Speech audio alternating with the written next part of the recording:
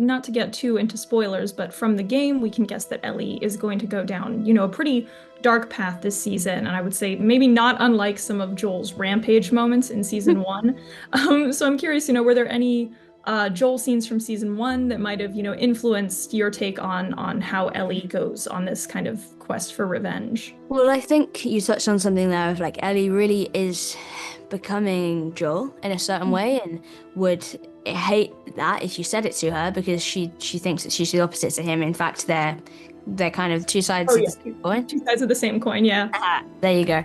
got So it. so there's that with them, and so yes, I think that Ellie. Yes, does go to some dark places, and there are. I did sort of try and take, not really from like rewatching it, just from like remembering how it was to be in scenes with him, where he was taking this sort of like hard ass, like protective stance, and I think that I really tried to like emulate that a little bit with Ellie, and like thinking about how much she looks up to Joel, and how she has learned everything that she knows basically from him.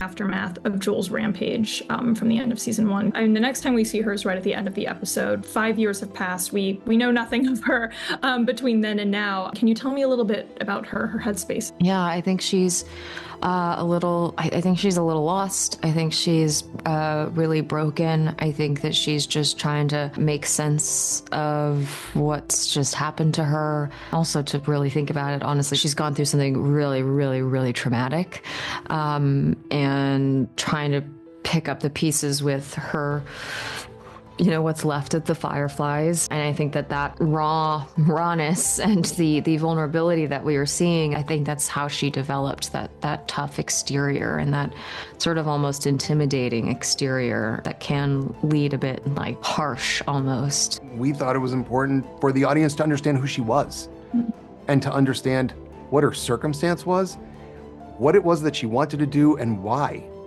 And one of the things we also understood about Kaitlyn is how instant you connect to her as a performer. It doesn't matter what she's doing, whether she's playing a villain, which she's doing rather convincingly right now on another show, or whether she's playing somebody that is ambiguous, a villain, a hero, hard to tell on our show, but you connect.